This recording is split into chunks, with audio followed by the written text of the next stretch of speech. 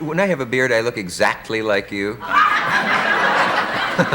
Well, approximately like you. You know, we were talking about earlier, Dick, about mistaken identity. I think the wildest thing that happened to me once, Burt Lancaster's a friend of mine, and he did a picture years ago called Trapeze. Yeah. He's very good in it. And one day, Burt and I were having dinner in a restaurant in Palm Springs. And a man came up, had a few drinks, and he walked right past Burt, came right up to me, and started off by saying, "Mr. Mitchum?" Now, that was just the beginning. Uh-huh. And I never corrected him. I said, "Yes." He says, "Mr. Mitchum, I want to tell you how wonderful I thought you were in trapeze."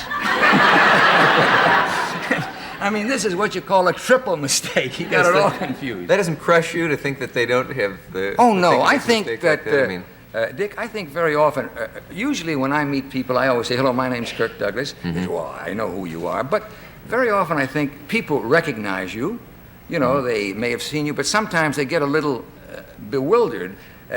You know, they know the face is familiar. I did the reverse on someone once. I was in a town for personal appearances with a movie, and it was in a big hotel, and there was a big convention taking place. And as I got in the elevator, there were a lot of people around. You know, they'd had a few drinks, and a lot of people had these badges on, you know, it says Joe Tyne, Tulsa, Oklahoma. yeah. And a fellow walks in with one of these badges, and he's all excited. "Hey," he says, "Kirk Douglas." And I said, "Joe." He says, "How do you know me?" I said, "Aren't you Joe Tyne?" He says, "Yeah." The sign is right there like that. I said, "Well, it is Joe Tyne, Tulsa, Oklahoma." "Yeah," he said. I said, "Joe," by this time I was almost at my floor. I said, "Joe, I'm surprised you don't even remember." And I walked out of the elevator. Oh, no. To this day... So if Joe Tyne's listening... Now he knows how you knew. We've crushed him.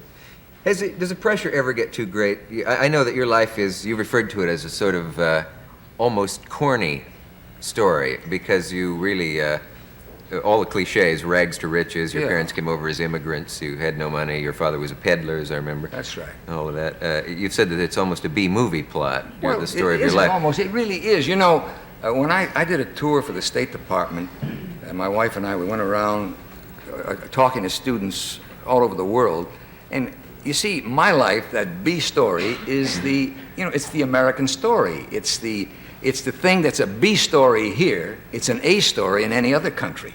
It happens often here, but you go outside of the United States, it doesn't happen very often. I mean, I have many friends whose parents were immigrants, who struggled like I did, didn't have enough to eat, and then they went off to become lawyers, you know, doctors, then a few go wrong like myself and become actors. Yeah. But it's really a dream come true, in a sense, in that cliche sense. Was there ever a time when you really had the dream, I will be a famous actor someday, or did it just unfold? You know, after I graduated from St. Lawrence University, Dick, I was going to the American Academy of Dramatic Arts, studying to be an actor, and I was working as a waiter in Schraff's restaurant. And I remember one night, I had my pocket full of tips, and I was walking down Central Park. I'd had a few beers, and a few of the other waiters, who all would-be actors, were walking down, and I pointed up to the Hampshire House, and I said, one of these days, I said, I'm going to come back to this town, and I'm going to take a suite on the 25th floor, and I'm going to look down at this park. And it was wonderful having this dream.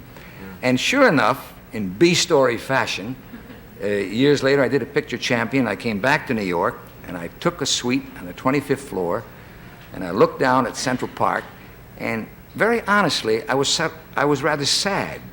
And I felt as if, I think what happens is when a dream is fulfilled, it leaves with it a certain amount of sadness. So I think that you always have to have another dream quickly to replace the dream. I don't think that... What can you do, though, beyond that? The 28th floor? Or, No, but seriously, you have to always strive. You have to have something that you have to strive for, or you're robbed. I mean, Tennessee Williams deals with this in a preface in one of his books. He calls it the catastrophe of success, in which he explains this feeling that happened to him. And so I think a fulfillment of one dream should be replaced with another dream. Do you dream a lot, by the way? Do I dream a lot? Do you have dreams? Oh, yeah. Yeah, I have some that would curl your beard. But television is hardly the place to talk about them.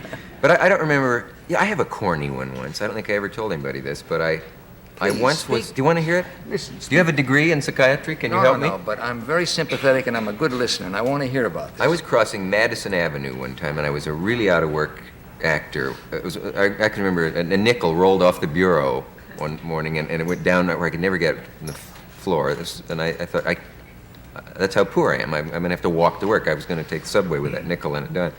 And I was walking around that day, and I was really discouraged. I was making the rounds, and I saw a silver spire on top of a building that the sun hit just right. And I thought, that's a sign that my career is going to take an upward turn, and Where did I'm you going go to come wrong? I don't know.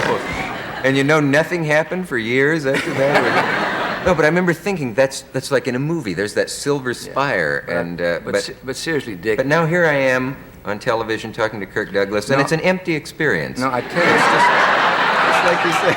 I tell you, Dick, I tell you why. I tell you why. I tell you why you failed. You see, you hurt.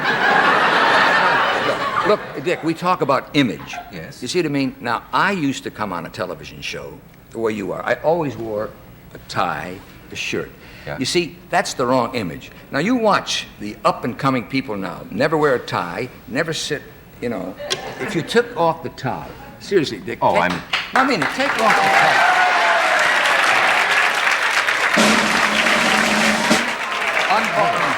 Unbutton, not too low. No, this is a family I'll show. just loosen it. Now you're a hit, right? Yeah? Wait a minute, I'm getting my compulsion. You've released my compulsion. I take my shirt off at the oddest time. Yeah. Now, if you were really a loose guy like you're telling me to be, you'd take your shirt off.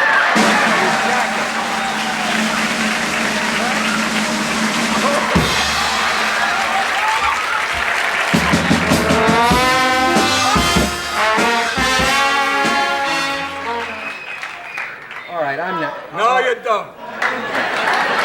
See a chicken or not?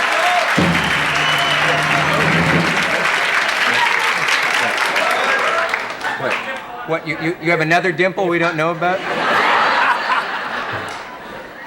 I'm sorry, I'm a neighbor. See, when the mood passes, I don't know what to do.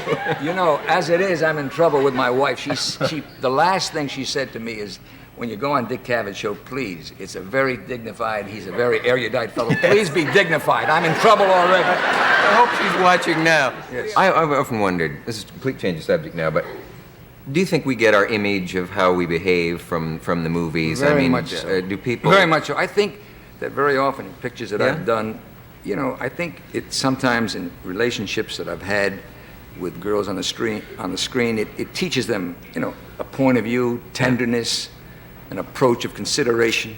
I think Yeah. you get a lot of this, certainly in movies that I've done. I think I was shaped, my feelings, at least as a kid, I remember thinking, so that's how you behave with ladies. You the know, way how, you saw it on how the screen. to light 2 cigarettes at once. Yeah. You know, how to be gentle, kind, considerate. I could never figure out, though, as a kid in Nebraska, where those nightclubs were that I saw in the movies. But Well, you here's a never little- ran into that beautiful girl as you're walking down the street and suddenly she said you got a light and she was gorgeous. It was either Lauren Bacall or Lana Turner and you... No, not in Grand Those- Island. It was the yeah, assistant then- librarian who... You know, in that scene, it just reminded me when I said I used the address 46 Eagle Street. Well, I used to live on 46 Eagle Street in Amsterdam, New York, when I was a kid. It's a little town upstate. And I remember after this picture, my mother was alive then, and my mother, whose name is Bryna, by the way, is the name of my company now, the Bryna Company. Yeah. And I called my mother up, you know, and I said, gee, Ma, I just signed $1 million contract. She said, but son, are you eating enough? I said, yeah, Ma, I signed $1 million contract. You looked awful thin in your last picture. You know, my mother, a typical immigrant woman, I mean, she couldn't, you know, that was all beyond her A million would be comprehension. All she inconceivable. was concerned about, were you eating enough? Were you putting on enough weight? What did you think when you played a nasty character like that guy? I mean, you have a way of being lovable and hateable at the same time. You know, Well, you know, I really think it seriously bothered my mother. You know, when I played someone like the scene that we just saw in Champion, and I've played, you know, I've always believed virtue is not photogenic, and I think I've always been attracted to a part I rather play the evil character most of the time than the nice fellow. And I think it really bothered my mother because she would tell people, you know, no, my son's not like that. He's really a nice boy. Well, there seemed to be a period, I was reading back clippings about you and all, where they liked to say that you were not a nice guy. A famous lady columnist, I believe, said that after that movie, which made you, as they say, that you became less than pleasant. Well, as a matter of fact, what she actually said, well, I won't say exactly what she said, but right after the picture, Hedda Hopper, who was quite a character, said, you know, Kirk Douglas, she said, ever since Champions come out, you've become a real SOB. She actually said it. And I said, you know, by this time, everybody had been saying all these things. The minute something happens that's successful, I said, look, Hedda, you're absolutely wrong. I said, you know, I was an SOB before Champion, but you never noticed it. But the point is, Dick, that really, I think the difficult thing is that in movies, no one is equipped to take any kind of success. And if, after a person does his first successful picture, really he doesn't change as much as other people change. Their whole attitude changes toward him, and it's a difficult readjustment. I'm sure you find that readjustment since the time you were looking for that nickel. for that nickel. Suddenly, it's a difficult process of readjusting to any form of success. I think it's very difficult. That is true. The background changes behind you, really, in a way. Exactly. And people, in a sense, change more than you do, but they're not aware of it because they look at you differently. I'd still like to have that nickel, though.